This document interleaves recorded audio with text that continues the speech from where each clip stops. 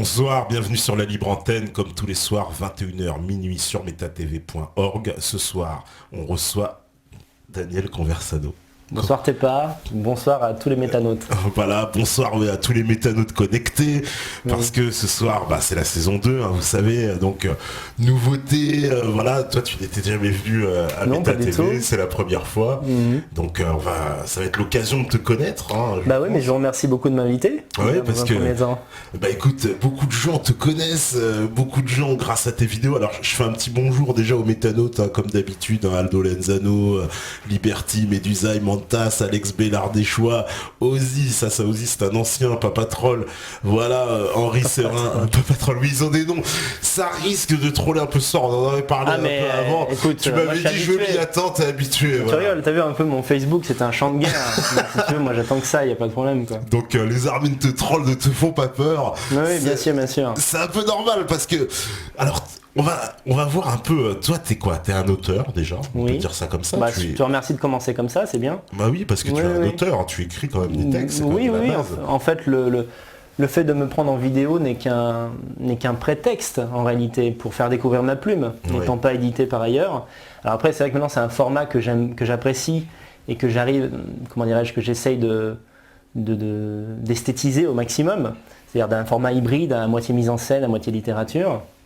Mais enfin quand même, au départ c'est un pis-aller en fait, c'est-à-dire que moi je suis un chroniqueur, je suis un pamphlétaire. Donc je dis ça sans aucune aigreur, parce que je n'ai même pas essayé en réalité d'intégrer des journaux classiques, puisque tous les hebdomadaires, tous les mêmes sur internet ont des lignes éditoriales, et quand tu regardes les lignes éditoriales, évidemment moi ce que j'ai écrit c'est extraterrestre en fait. Oui, c'est vrai que t'auras du mal à ce qu'on te retrouve sur le point, c'est clair. Mais donc t'as fait, alors on va revenir un peu sur ton parcours, parce qu'il y a quand même une histoire, il y a un historique. On en a parlé, donc tu vois, les gens sont déjà informés. Oui, alors c'est vrai que vous avez souvent mentionné mon nom, et les gens qui vous suivent ne connaissent pas forcément. D'ailleurs, du coup, c'est assez étrange, parce que même, vous avez parlé de moi quand il y avait Marc Georges qui est venu. Oui, tout à fait. Et du coup, les gens se sont dit, mais quel est le rapport finalement Marc Georges, Conversano, etc. Est-ce que tu me permets de parler quelques minutes de Marc Georges, qui va me permettre de m'introduire moi-même? Écoute, vas-y, puisque tu voulais répondre, je crois, enfin, droit de réponse, on va dire, à un moment donné, puisque je t'ai annoncé, je crois, et que Marc Georges a dit, tiens, puisqu'il vient... alors ce que ça, c'est que Marc Georges et moi, il y a un passif, on s'est souvent pris la tête sur Facebook. D'accord. Je ne l'ai jamais rencontré, mais c'est, si tu veux, Marc Georges, c'est un peu mon opposé, c'est-à-dire qu'il n'y a pas quelqu'un qui peut penser exactement le contraire de ce que je pense mieux que Marc Georges en fait. Donc on s'est pas mal pris la tête sur Facebook. Et en fait, c'est pour ça qu'il a réagi de cette manière, parce que lui, on peut dire de Marc Georges qu'il est négrophile, sans... Négrophile. Oui, négrophile, mais c'est pas un mot interdit, c'est-à-dire au sens strict négrophile, c'est-à-dire africanophile, c'est quelqu'un qui considère qu'il est tout à fait possible d'envisager, si tu veux, une France qui soit en partie africaine, si tu veux. Pour lui, ça n'est pas du tout un problème. Donc, sur ton plateau, il a dit, on m'a rapporté ça, parce que je n'ai pas vu ça en direct. Ah, il est Conversano, mais est-ce que tu sais que c'est un mec qui pense que les nègres ça pue? Oui, c'est vrai. Il a employé le mot nègre, donc je ne fais que reprendre sa terminologie. Donc je voudrais répondre à ça en disant que c'est quand même, un des combats de Marc Georges les plus récurrents, c'est son anti-gauchisme. Il se prétend anti-gauchiste. Il est toujours les gauchias, les ceci et cela. Pour moi, un gauchiste, c'est quelqu'un qui refuse l'exercice sain des généralités. Pour moi, c'est ça la définition stricte d'un gauchiste. Explique un petit peu l'exercice. L'exercice sain des généralités, c'est-à-dire que, par exemple, un mec vient chez toi 2-3 fois, il fout le boxon, tu vas plus l'inviter, quoi. Tu vas pas te dire, pas d'amalgame avec son comportement habituel, si ça se trouve, la prochaine soirée, il va pas être chiant. Tu es obligé de sévir, tu vois. Et en fait, c'est très curieux qu'il ait dit ça, parce que, écoute, d'une façon générale, moi j'ai fait du sport pendant très longtemps. Tu vois, bon ça se voit pas parce que j'ai une couche de gras, faut le dire, je suis gras, voilà, je me suis laissé aller, c'est my mistake. Mais lorsque je faisais du sport, en fait, j'ai été amené parfois à faire du sport avec des gens de couleur noire, et en fait, pour répondre à Marc Georges, je l'assume, d'une façon générale, un noir qui transpire, ça pue. Je te le dis en te regardant droit dans les yeux, mais pas... aussi. Non mais... Bien sûr, si je vais courir pendant 3 heures, je te fais sentir mes pieds, ça va pas sentir la rose.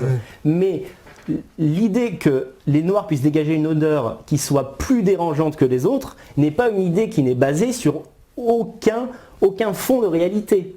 Tu vois? Donc non, mais on va passer toute l'émission à le déterminer ça. Mais maintenant, je vais donner un exemple pour pas que tous les noirs qui regardent ton émission se suicident ou viennent me tuer à la fin de il faudrait... L'idée, par exemple... Tu vas vexer quelques-uns d'entre eux. Non, mais je vais ensuite déployer toute ma pensée. C'est pas seulement un attentat verbal, en fait, quoi. Les noirs, d'une façon générale, ont des plus gros sexes que les blancs. Ne me regarde pas comme ça. Qu'est-ce que j'en sais? Enfin, je veux dire, ces mêmes noirs dont je t'ai parlé de leur odeur de transpiration, qui étaient dans les vestiaires, ils étaient 3. C'était les 3 qui avaient la plus grosse bite. Tu vois ce que je veux dire? Mais là, tu vas me dire, oui, non, mais attends, Daniel, il y a des noirs qui ont des grosses bites. Il suffit de regarder les films porno, il suffit de regarder ceci, cela. Mais globalement, si tu prends 500 noirs et 500 blancs, tu as plus de chances de voir des gros sexes chez les noirs que chez les blancs. Donc, tout ça pour finir de répondre à Marc-Georges, l'idée n'est pas de dire, par exemple, aucun blanc ne sait courir vite, aucun noir n'est intelligent. C'est de dire que les généralités, c'est ce qui permet de conclure des choses et ensuite de mener, par exemple, une politique. Et quand on s'interdit les généralités, eh bien, on ne peut pas conduire une politique qui soit viable. Et c'est pour ça que moi, je déclare officiellement ce soir, et j'y tiens, à dire que Marc-Georges, pour moi, est un gauchiste. Et c'est important de le dire parce qu'il n'y a rien de pire que les gens qui se prétendent anti-gauchistes alors qu'ils sont gauchistes. Alors, voilà. Ouais. Après, alors justement, parce que toi, c'est vrai, alors on a dégraissé un peu parce qu'on voulait venir au début, on avait dit qu'on arriverait tout doucement, quoi. Mais là, toi, tu rentres les pieds dans le plat tout de suite. Bien sûr, mais on va petit à petit, on va... Parce que toi, alors justement, en parlant de noir, tu as été l'auteur d'un noir célèbre. Alors pas l'auteur au sens, attention, pas au sens... réalisateur. Oui, pas au sens, je n'ai jamais écrit les spectacles de Dieudonné, loin s'en faut. Mais moi en fait, donc j'ai été réalisateur en fait. J'ai travaillé avec Dieudonné de 2010 à 2012 grosso modo. En fait, je l'ai rencontré, je t'ai pas parlé, tu veux que je te raconte comment je l'ai rencontré? Ah oui, tu peux expliquer. Bien, en fait, j'avais un projet de film, quand Michael Jackson est mort en 2009, moi j'aimais beaucoup Michael Jackson, et en fait, je voulais faire un film qui parle de lui, un court-métrage, et je voulais utiliser Dieudonné à la place de Michael Jackson. Donc c'est-à-dire, ils ne se ressemblent pas forcément physiquement, mais moi je trouvais que dans leur parcours, il y avait une similitude lointaine qui était le fait d'avoir été porté on va dire, au succès public, et puis d'un coup, rabaissé. Genre finalement ce mec n'est... Voilà. Par ailleurs, l'antisémitisme prétendu, parce que Michael Jackson a été, les métanotes doivent le savoir, mais a été accusé d'être antisémite à la fin de sa carrière. Bref, donc, j'allais dire Michael Jackson est passé à Grenoble, n'importe quoi. Dieudonné est passé à Grenoble, et quand il est passé, je lui ai proposé ce film, voyant qu'il était un peu mitigé, je lui ai dit, mais attends, tu sais, je sais également capter des spectacles, ce que je ne savais pas faire en fait, pour la petite histoire. Mais je l'ai bluffé, et finalement, il m'a permis de filmer un de ces spectacles, et j'ai filmé Sandrine, ensuite j'ai filmé Mahmoud, ensuite j'ai filmé Rendez-nous Jésus, et après nos chemins se sont séparés. Donc voilà, donc pour Diodo, j'ai capté trois des spectacles de Diodo, et j'ai été assistant réalisateur sur L'Antisémite et Métastase. Voilà, travaillé sur les 2 films de Dieudonné. Voilà. Donc c'est un beau parcours quand même. Mais... Oui, c'était une belle expérience, bien sûr. Bien sûr, notamment le Cameroun, c'est clair. Partir en voyage comme ça, surtout que moi j'ai une peur terrible de l'avion, donc je me suis fait violence à l'époque. Ah, t'es allé au Cameroun Je suis allé au Cameroun. D'accord, tu faisais partie de l'équipe qui... Voilà, bien sûr, de l'équipe. Et c'est comme ça que t'es revenu, t'as fait tes vidéos après, c'est ça. Tout s'explique. Au Cameroun, c'est pas possible. Non, c'est plus compliqué que ça. En fait, comme je disais dans l'interview précédente que j'ai fait il y a 3 ou 4 semaines, même si en termes chronométriques, c'est au moment où je me suis séparé de Diodo, enfin plutôt que Diodo s'est séparé de moi, parce qu'il m'a viré, c'est plus exactement. Je ne veux pas dire que je suis parti comme ça. Mais il n'y a pas de lien logique en réalité. C'est pas genre je me suis dit, mais là personne ne va me croire, les gens vont me dire oui, ça s'est mal passé avec Diodo, donc d'un coup tu es devenu aigre, etc. Non. Il faut quand même voir que moi quand j'ai rencontré Diodo, j'avais 22 ans. Quand on a 22 ans, on est un petit peu inachevé sur le plan intellectuel. Donc moi, mon avis politique sur le monde et sur les choses n'était pas abouti. Et il a continué d'évoluer au fur et à mesure de mes lectures, de mon expérience de vie, surtout de mon observation de la vie politique française, etc. Donc il n'y a pas de lien, si tu veux. C'est pas je me suis dit, tiens, Diodo est comme ça, donc les Noirs sont comme ci, les gens sont comme ça. Non, moi j'ai toujours été violemment anti-gauchiste, parce que j'ai toujours trouvé que En fait, pour moi, le mot le plus dangereux actuellement, c'est amalgame. En fait, c'est un mot qui fait peur et quand on te dit non, ne fais pas d'amalgame, ça t'empêche de penser. Tu vois ? Parce que faire un amalgame peut t'amener à faire une erreur. C'est vrai, tu vois ? Comme on peut le voir aux États-Unis où on va dire il y a beaucoup de Noirs qui sont délinquants, donc des fois ils vont choper un Noir au hasard parce qu'ils ont besoin d'un coupable. C'est sûr. Mais à niveau général de politique, ce sont les généralités et les amalgames qui conduisent à mener des politiques qui fonctionnent. Tu vois ? Et j'ai un exemple qui me vient en tête d'un article qui a fait beaucoup de parler de lui. Malheureusement, je ne me rappelle plus de la source, mais je la donnerai. C'est un journal, peut-être l'Express, ou un journal, tu vois, très connu, tu vois, qui a publié qui a publié un rapport sur le crime, la violence, les viols et tout ça en France. Et en fait, c'était un rapport qui était ethnicisé. Donc, par exemple, il disait la prostitution, c'est les Roumains et les Africains. L'escorting de luxe, c'est les Ukrainiens et les Russes. Blablabla. Bla, bla, bla, bla. Et alors les gens, évidemment, se sont révoltés. On dit, mais c'est scandaleux. Vous n'avez pas cité de source, vous n'avez pas cité de chiffres. Or, tout ce qu'avait écrit à ce moment-là ce journal était vrai. C'est-à-dire que, par exemple, moi je te cite l'exemple de l'escorting de luxe. Il se trouve que je connais des gens à la fois qui en sont, je connais une fille qui fait de l'escorting de luxe, et je connais des gens qui fréquentent ça souvent, voilà, des mecs tunés qui vont souvent. Oui. Bon. Ça, tu as encore des problèmes. Non, mais c'est pas des gens que je vais citer, bien sûr. Non, mais voilà. Et en fait, en grande majorité, ce sont des Russes et des Ukrainiennes, tout simplement parce que ce sont des femmes qui ont une beauté exceptionnelle, et donc en fait, les gens qui ont de l'argent ont tendance à aller vers elles. Voilà, donc tout ça pour dire que on a vraiment tort de... La phobie de l'amalgame, pour moi, c'est vraiment un problème contemporain qui est très grave et contre lequel il faut lutter. Mais est-ce que c'est pas dangereux aussi l'amalgame de son côté ? Parce que l'amalgame, ça consiste à dire tout est pareil. On est d'accord ? Oui, tu veux dire... c'est-à-dire de considérer que cette chose-là, elle est comme ça, elle se défie. Et l'amalgame, c'est de considérer que tous les membres se ressemblent, sont pareils. Oui. Mais quand je dis qu'il faut faire des amalgames, c'est pour, à la suite de cela, prendre des décisions politiques adéquates.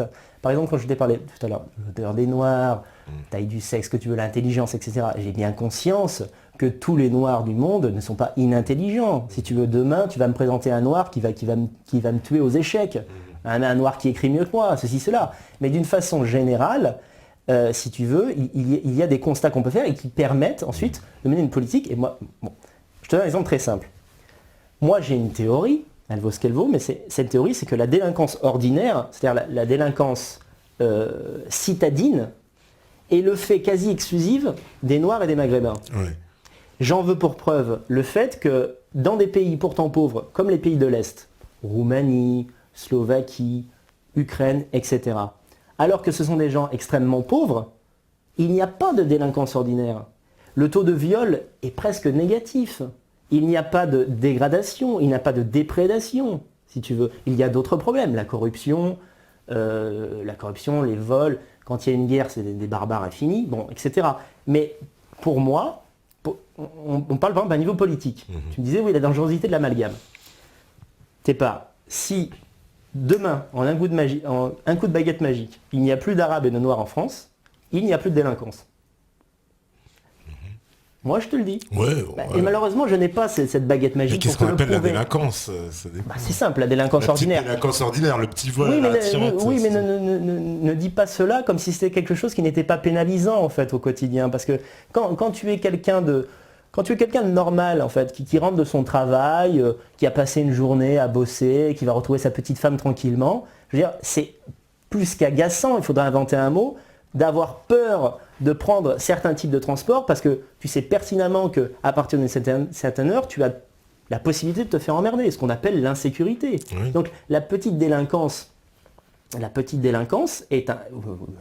ou la grosse. C'est-à-dire le fait que par exemple ta petite amie, moi je sais qu'à un moment donné j'habitais au cœur du 93, quand ma petite amie rentrait le soir, je n'étais pas rassuré pour la simple raison que chaque jour il y a des faits divers qui, si tu veux... Oui, mais ça ne tient pas ce que tu dis. Mais qu'est-ce qui ne tient pas ? Bah regarde, je vais prendre un exemple. Oui. Au début du siècle, Oui.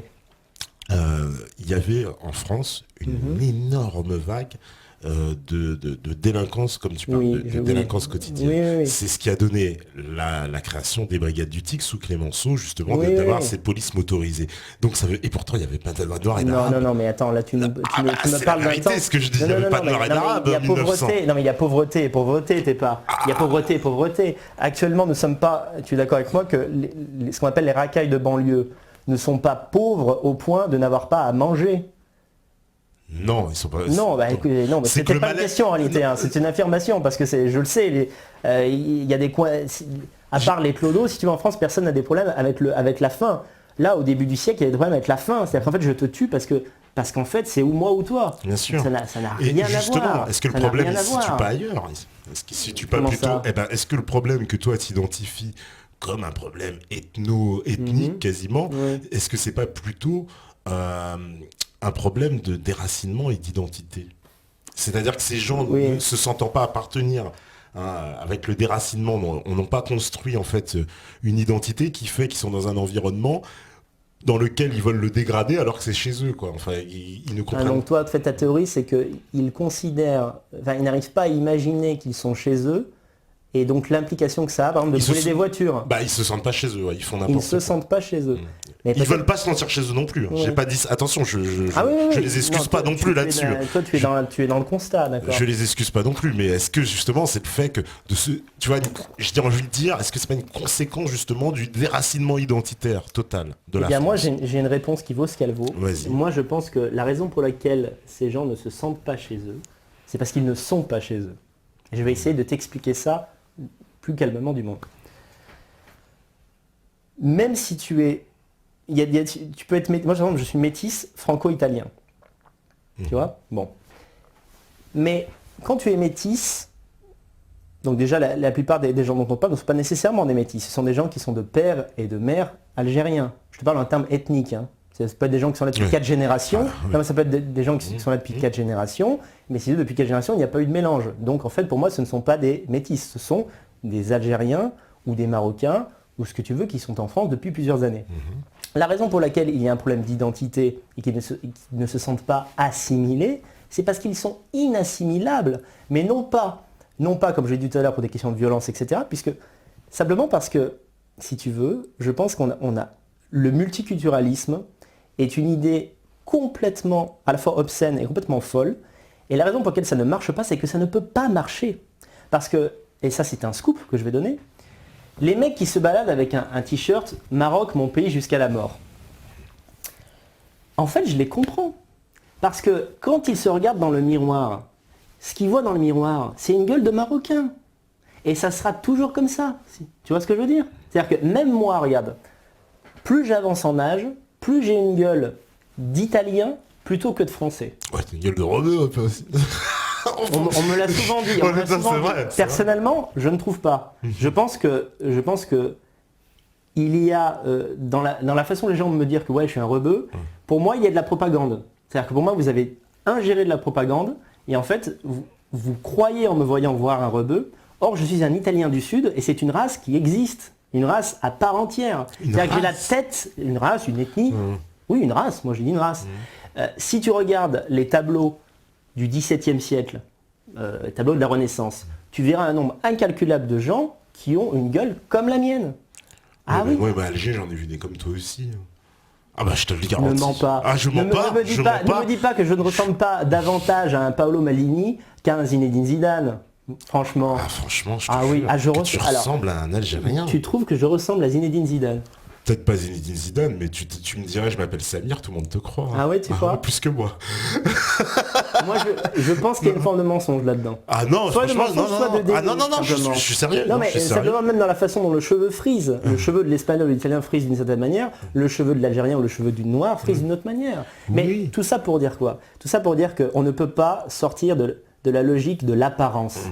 Parce que dans l'apparence, tu vois, on va en parler après, c'est comme l'histoire du métissage. Les gens qui disent mais je comprends pas pourquoi ça te dérange d'avoir l'idée d'avoir un fils qui est noir si toi t'es blanc, ou si cela. Mais je veux dire, c'est tout à fait naturel de vouloir un enfant qui te ressemble.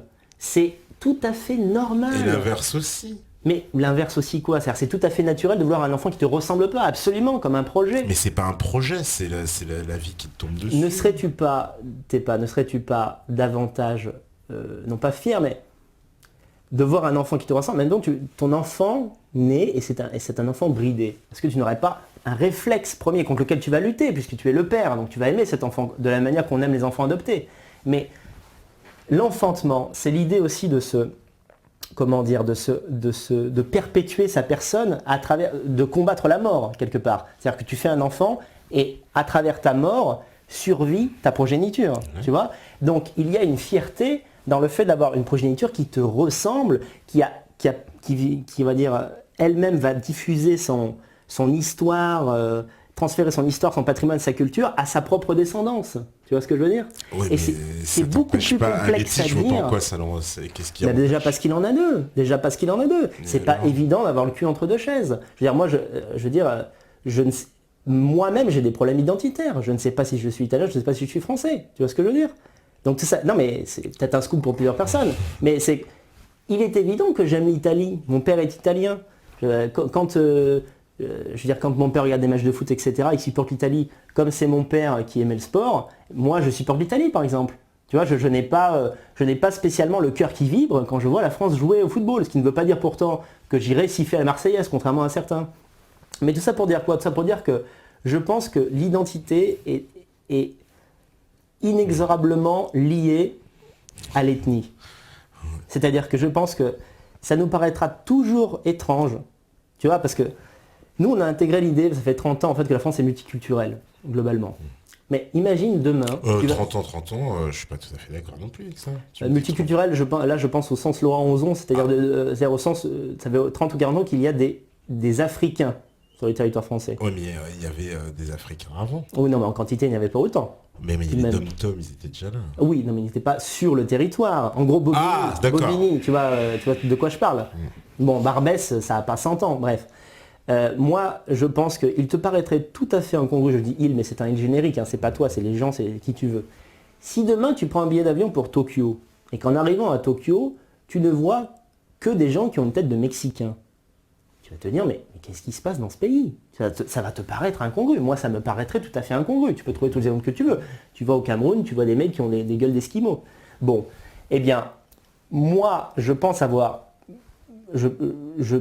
qu'il est illogique de voir des quartiers entiers à Paris, en fait, où tu ne vois plus des blancs français. Bien sûr. Mais et donc, ça crée un problème identitaire, si tu veux. Non, mais ça, regarde, on peut être d'accord sur ce principe-là. Oui. Mais est-ce que ça fait que ces gens-là, en fait, si tu veux, si on remonte à l'histoire, pourquoi ils sont venus, qui les a fait venir? Mais ce n'est pas la question. Oui, non, mais ça, je savais que tu allais me dire ça. Bien sûr, la raison de ma présence ici, ce n'est pas de dire, en gros, vous dégagez. Et il n'y a pas de... Oui, mais il faut bien trouver une solution. Oui, non, mais attends, toi, tu me parles déjà de solution. Déjà, je ne suis pas un homme politique. Et pour moi, on est encore dans le constat. Permets-moi d'être l'homme du constat avant d'être l'homme du changement. Le constat, il est que on a voulu croire au multiculturalisme, on y a cru. Moi, je suis la génération SOS Racisme aussi. Tu sais, j'ai eu 10 ans en 1990, donc tu vois, Black Blamber, ça, je l'ai bouffé le truc.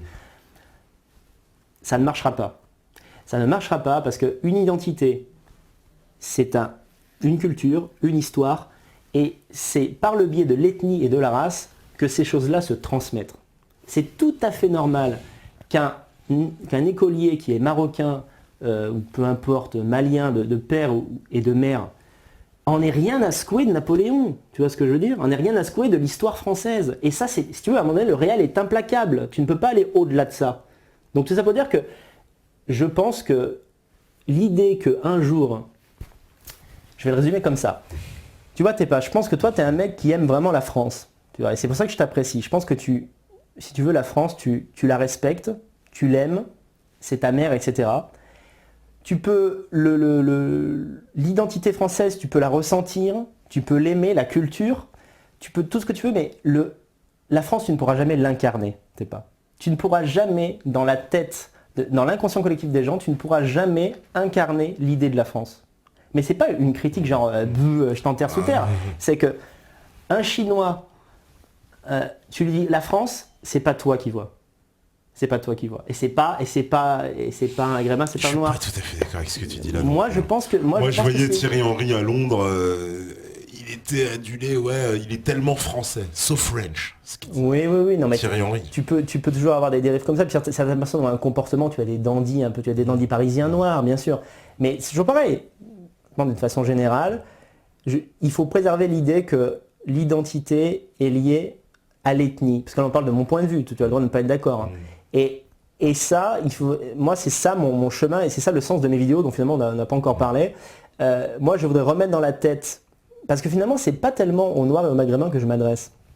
Parce que je comprends je comprends plein de choses. Je comprends leur volonté de rester ici. Je comprends le fait que parfois quand ils sont métis, ils ont le cul entre deux chaises. Je comprends tout cela. Moi je voudrais simplement, c'est de la propagande que je fais, je voudrais rappeler aux Blancs qui tombent sur mes vidéos par hasard ou qui les suivent de temps en temps, régulièrement, c'est que ils ont le droit de préférer eux-mêmes aux autres. Et je pense qu'il faut sortir de la logique ethno-masochiste qui est en train de complètement détruire la France, si tu veux, quoi. Parce que nous allons disparaître. Tu vois, on a beau le dire de façon tempérée, genre oui, ceci, cela, les Blancs disparaissent. Toutes les statistiques le prouvent. Toutes les statistiques sérieuses montrent qu'en 2050, 2070, 2080, nous serons en extrême minorité. Et donc, nous devons aimer notre race pour simplement qu'elle survive. Et ça me permet d'achever sur une note, ma présentation de moi-même, d'achever sur une note un peu moins sévère. La raison pour laquelle parfois je fais du suprématisme, je ne sais jamais, peu importe, c'est qu'on ne peut pas défendre sa race quand on ne croit pas une seule seconde qu'elle vaut un tout petit peu mieux que les autres. Ça, c'est mon point de vue. Ça ne veut pas dire que moi, je ne suis pas dans une logique, même si par certains aspects, j'apprécie beaucoup, le parcours d'Adolf Hitler m'inspire. Je ne suis pas du tout dans l'idée que le français blanc doit retrouver sa superbe afin d'écraser le monde. Non, moi, je veux juste qu'il retrouve sa superbe. Tu vois, je veux juste m'arrêter à l'étape 1. Je veux que les Français s'apprécient, les Blancs s'apprécient, et, comment dirais-je, ne fassent des enfants aussi. C'est un truc aussi dont on peut parler. Les Blancs ne font plus d'enfants. Pourquoi? Non, mais c'est pas la faute des Africains. Est-ce que j'ai dit ça? J'ai pas dit ça là, au contraire. Moi je n'aime pas les Blancs qui disent oui mais les Noirs ils font plein d'enfants, vous avez qu'à commencer vous. Mais ça veut dire quoi? Ça veut dire qu'à travers la propagande, notamment médiatique, la propagande métissolâtre, les Blancs ont accepté l'idée qu'il n'était pas très grave au fond de mourir. Et pour moi ça prouve que rien ne va en fait dans cette société. Parce que le blanc est quand même autochtone de l'Europe. Si les blancs font moins d'enfants, il y a des raisons à ça. Ça s'explique, les femmes qui travaillent, le mode de vie, en plus, il faut bien le dire, le mode de vie occidental, il est basé quand même sur un individualisme profond. Oui, bien sûr. Plus que justement, c'est entre guillemets, toi tu parles de race, moi je parle de culture, mais cultures qui sont basées sur d'autres principes. Oui, mais que veux-tu dire par là? Tu veux dire qu'en fait, dans 30 ou 40 ans, les femmes noires qui font beaucoup d'enfants vont également être au travail et ne vont plus en faire. C'est ça que tu veux dire? Bah, je sais pas. Non, moi je pense que... Certainement, en tout cas, s'ils s'occidentalisent, oui. Mais ils ne s'occidentaliseront... C'est ça le point de différence entre toi et moi, c'est qu'ils ne s'occidentaliseront pas. Parce que tu ne peux pas, si tu veux, c'est comme la technologie. La technologie peut avancer, il y a 100 ans, on n'avait même pas d'avion, maintenant on a Internet, si tu veux, t'as Internet dans tes chiottes quand tu es dans l'espace, quoi. Mais une personne qui arrive du Mali, si tu veux, il lui faut 300 ans pour arriver en France et se mettre à se dire finalement j'ai plus besoin de faire 10 enfants. Tu vois quoi? C'est ce qu'on voit. Ah si, mais c'est ce qu'on voit, mais tu peux pas le nier, t'es pas. Écoute, je prends. Alors il y en a plein qui sont pas d'accord. Je te dis tout de suite, l'identité liée à l'ethnie, bien rentre chez toi. Mais je suis d'accord sur pas mal de points avec lui. C'est Azad Jimmy qui dit ça. Un blanc ou un noir ne pourra jamais représenter ou incarner le Japon ou la Chine. C'est Rami qui dit ça. Ah oui? Ouais. Non, il est d'accord avec ce que tu dis, parce qu'il dit un blanc ou un noir ne pourra jamais représenter ou incarner le Japon ou la Chine. Tout à fait. Et je veux dire, s'il y avait une invasion massive, attention, quand j'emploie le mot invasion, ça ne veut pas dire que c'est des gens qui ont un projet, genre oui, nous allons envahir. Parce qu'évidemment, le Malien qui arrive en France, dans sa tête, il n'est pas là, genre oui, je vais envahir la France, j'ai un projet néfaste. Non, il est là, genre je vais mieux bouffer parce que chez moi, je bouffe pas. Mais concrètement, c'est ce qui se passe, c'est la même chose. Et en fait, à un niveau international, si sur 10 ans, on avait d'un coup, en plus je prends des exemples très marquants, parce qu'au Japon, il y a très peu d'immigration, tu as des touristes, mais il y a très peu d'immigration. Ça nous paraîtrait totalement incongru. Et je pense qu'il faut revenir simplement à notre bon sens. ce qu'il se passe et l'immigration aberrante qui se passe en France, si tu veux, doit cesser parce qu'elle n'a aucun sens. Elle n'a aucun sens. Et quand tu la regardes avec les yeux de l'esprit... Ça, comme je dis, ça on peut être d'accord. Oui. Bien sûr que l'immigration doit cesser. Mais moi, ce qui m'inquiète, c'est de me dire, tu fais quoi avec les gens qui sont là? Parce qu'en fait, que l'immigration doit cesser, aujourd'hui, ce discours-là, il est entendu par beaucoup de gens, y compris les gens descendus des générations dont tu parles, qui le disent eux-mêmes. Oui, mais quels sont leurs plans, alors? Leurs plans? Quels sont leurs plans pour que ça s'arrête? Parce que je suis au courant que maintenant, le FN, c'est même devenu mainstream. Hein. J'ai envie de dire, c'est d'un niveau politique. Ben, comment un niveau politique? Qu'est-ce que tu penses, par exemple, du parcours d'un Camille Séba? L'idée qu'à un moment donné, les Noirs et les Arabes doivent se responsabiliser et envisager la possibilité de faire remonter leur pays simplement en y allant sur place. Parce que quel est le projet des gens qui sont là? Camille, on l'a reçu ici, oui, je sais, la semaine dernière. Hein, non, mais c'est pour ça que je te pose la question, parce que moi je sais que par exemple c'est quelqu'un que j'apprécie. Je ne crois pas à la remigration pour tout le monde. Je n'y crois pas. Dans quelle mesure? Dans quel sens plutôt? Dans le sens où tu vas dire aux gens, aux Africains, retournez tous vivre en Afrique. Ah, c'est sûr qu'ils vont pas y aller de gaieté de cœur. Mais l'idée que ce soit un horizon, pourquoi cela te dérange? Parce que je trouve que c'est des critères ethnicistes qui n'ont aucun sens. Par exemple, moi, tu me places, tu vas me mettre dans le bateau avec les autres. Mais c'est aussi, je vais te dire, je serais plus un immigré, je vais devenir un immigré en fait, que je ne suis pas là. Oui, je comprends. Tu comprends ce que je veux dire? Tu vas me transformer en immigré, quoi. Non, mais qu'on se mette bien d'accord. Alors que je ne me sens pas immigré, hein, je te le dis. Je te le dis, je me sens pas du tout immigré. Oui, bien sûr, mais parce que tu ne l'es pas. Parce que évidemment, maintenant ça, on parle de génération en génération. Bien sûr. Non, mais là, on parle d'un horizon politique. Oui. On ne parle pas non, mais attends, on parle pas d'un truc discriminant absolu. T'es noir, tu dégages, t'es blanc. Puis alors, si t'es à peu près noir, tu fais comment? Par exemple, je sais que mon exemple qui vient en tête, les fils du Diodo, ils ont des traits plutôt africains, mais globalement, au niveau de la couleur, ils sont presque blancs. Tu vois, donc qu'est-ce qu'on fait d'eux, tu vois, à ce moment-là? Non, mais globalement, l'arrêt immédiat de l'immigration, le dégageage, ce mot n'existe pas, mais si tu veux, quand on a plein le cul, t'en inventes, des racailles, soit qui n'ont pas leur carte d'identité français ou qui sont d'origine immigrée, en fait, le dégageage de leur face quand ils commettent des crimes absolus et atroces, parce qu'en fait, tant que tu ne feras pas planer cette menace sur les gens, il continuera en France d'y avoir des violences anti-blanches, parce que c'est un truc dont on ne parle jamais. On dit oui, ceci, cela, mais la plupart, par exemple, des viols, c'est une statistique. Alors, les statistiques ethniques sont interdites. Mais quand des gens comme Hervé Ryssen, que je salue d'ailleurs, font des études sérieuses et enquêtent de leur côté, ils s'aperçoivent de quoi en fait? Que l'immense majorité des viols en France les viols qui sont commis par des Noirs, sont commis sur des femmes blanches. Tu vois, c'est quelque chose dont on ne parle pas, ça. Tu vois? Donc, à un moment donné, il faut qu'au niveau judiciaire, il faut que ça suive. C'est-à-dire que bien sûr que les personnes que, admettons, je suis au pouvoir demain, personne qu'on va faire partir en premier, c'est certainement pas toi. Parce que déjà, pour faire partir quelqu'un, il faut qu'il y ait une raison. Il faut qu'il y ait une raison logique, si tu veux. Une personne qui n'a pas d'emploi, une personne qui menace la France, une personne qui la critique sans arrêt. Tu vois ce que je veux dire? Voilà, Parce que par exemple, il y a des rappeurs moi, que je dégagerais coup de pied dans le cul. Tu vois, La Fouine et tout le tralala, tout le rap anti-blanc, tous ces gens-là doivent disparaître de France. Je veux dire, personne n'en veut. Mais nous en moquons. Parce que quand un pays établit une politique, le pays ne va pas se dire non mais attends, qu'est-ce qui se passe dans les pays où on excommunie les gens, où on les tue, on ne se demande pas si c'est humain ou qu'est-ce que va en penser la communauté internationale, si tu veux quoi. C'est-à-dire que je pense que maintenant, pourquoi moi j'existe, c'est pour ouvrir le chakra dans la tête des gens, de dire vous avez le droit d'avoir des pensées violentes parce que la situation l'exige. Tu vois ce que je veux dire? Mais c'est pas un appel un peu ça n'est pas son prochain. Non. Certainement pas. C'est un appel à aimer sa famille, en fait, quoi. Sa famille réelle et sa famille ethnique. C'est totalement différent. Tu vois, mais toi, tu bases une famille sur l'ethnie. C'est ça qui est un peu... Parce qu'une famille, ce sont des frères... Enfin, on n'a pas la même conception, mais moi, je pense en frère d'armes. Un frère de couleur, ça n'a pas de sens. Pourquoi ça n'a pas de sens? Parce pourquoi la couleur ne pourrait pas être un critère d'union? Je trouve ça léger, quoi. Tu te- Le taux de mélanine. Sous un léger, tu veux dire l'histoire humaine depuis Faire 5000 confiance à ans, quelqu'un parce que- uniquement parce qu'il est blanc, Oui, bah, non mais tu sais que là, dans notre discours, c'est un peu curieux parce qu'on a l'impression que c'est moi qui suis, comment dirais-je, qui vient de Vénus ou je ne sais où, et c'est toi qui es dans la norme et tu me dis, mais enfin monsieur Conversano, mais que se passe-t-il dans votre traite? Je te signale en fait que ta vision des choses n'a que 50 ou 100 ans, hein, maximum. Hein. Parce que toute l'histoire de l'humanité est basée sur le fait que oh, t'es mon copain parce que t'es du même pays, t'as la même gueule et t'as la même religion. oui, Tu vois oui, du même pays, mais la même gueule, français, on s'est foutu sur la gueule avec tous les Européens, ça pouvait beau être des blancs.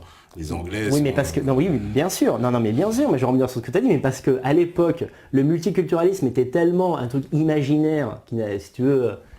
Les mecs du XVIIe siècle, si un jour, dans leur tête, à mon avis, ils se sont jamais dit Paris, un jour, ça va ressembler à ça. Pour eux, un étranger, c'était déjà un Allemand. Tu vois ce que je veux dire? Tellement il y avait une homogénéité ethnique, tu comprends? Même quand tu lis, par exemple, Mein Kampf, tu vois qu'en fait, Hitler arrive à te dire qu'un Slave est un sous-homme. Pour te dire à quel point... Non, mais ça ne veut pas dire. Ça ne veut pas dire finalement, oui, les critères d'ethnie changent au fur et à mesure des années. Non, ça veut dire qu'à une époque, il n'y avait tellement pas de mélange que, si tu veux, aux yeux d'un Français, un Danois paraissait être un extraterrestre. Tu vois quoi. Mais moi, je pense que cette période-là de l'histoire, même si elle avait ses... Si tu veux, je ne veux pas revenir au Moyen-Âge au sens où, tu vois, revenir à la médecine du Moyen-Âge, par exemple. Quoi. Mais je pense que sur le plan de la vie en société et du fait de vivre avec des gens de sa couleur et de son ethnie, de sa race, pour moi, c'est tout à fait logique, si tu veux.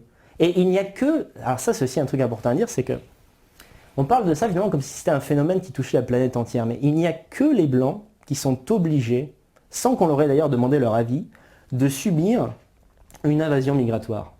Il n'y a que les Blancs. C'est faux. Ah, actuellement, non, on ne parle pas de la colonisation. Non, il n'y a que les Blancs. Il n'y a que les Blancs. C'est faux. Alors, l'immigration, il y en a partout. Non, mais... Le mondialisme, il arrive partout. Oui, non, mais je te parle en tant que projet d'immigration. Je ne parle pas de l'immigration de travail. Je parle de l'immigration en tant que, voilà, le regroupement familial, par exemple. L'immigration de peuplement, bien sûr, parce qu'à ce moment-là... Oui, écoute, c'est gentil, mais attends, les États-Unis, c'est les Blancs qui sont partis faire de l'immigration de peuplement. Non, mais là, on est en train de parler du présent ou du passé, en fait. C'est encore autre chose. Parce que quel rapport avec ce qu'on dit? Non, parce que tu me dis dans l'histoire, ça n'a jamais existé. Mais non, je t'ai pas dit que ça n'avait jamais existé. Je dis non, pas du tout. Non, c'est mal compris. Ce que je veux dire, c'est qu'actuellement, j'ai rebondi peut-être, j'ai fait actuellement, je t'ai dit qu'à travers l'histoire, la plupart des civilisations avaient tendance à ne pas aller dans le sens du métissage. Ouais. Voilà. Mais je t'ai dit qu'actuellement, et depuis une cinquantaine d'années, la politique babylonienne du mélange des ethnies et des races, il n'y a que les Blancs qui se la prennent massivement sur la tête. Et ça n'est pas un retour de bâton, parce que je vois les trolls venir à 50 km, ça n'est pas un retour de bâton de l'histoire, genre vous nous avez colonisés, du coup maintenant on vient chez vous. Non, parce qu'il y a des pays d'Europe qui n'ont jamais été colonisateurs et qui subissent l'invasion migratoire, notamment la Suède. La Suède n'a jamais colonisé qui que ce soit, tu vois ce que je veux dire? Et pourtant, tu vois, bon, autre chose aussi, toi, il me semble par exemple que toi tu es plutôt anti-UE. Complètement, oui. Complètement, tu vois. Bon, on est bien d'accord qu'en 2005, quand on a demandé l'avis aux gens, est-ce que vous voulez la Constitution, est-ce que vous ne voulez pas, ils nous ont glissé une quenelle. Tu vois, ils nous l'ont faite quand même. Ouais. Alors moi, ma question que je pose à la fois à toi et à tous les métanautes de France et de Navarre, à quel moment a-t-on demandé aux Français, voulez-vous, oui ou non, que chaque année, il y ait X nombre d'immigrés qui rentrent en France? Mais on leur a jamais posé la question. On leur a... Ah oui, mais ça, on est bien d'accord. Hein. Oui, donc c'est tout à fait logique que des Blancs de 40, 50, 60 ans et qui aient vu leur pays changer comme ça, les mauvaises. Non, mais ça, ce que je veux dire. Non, mais ça, on est bien d'accord là-dessus.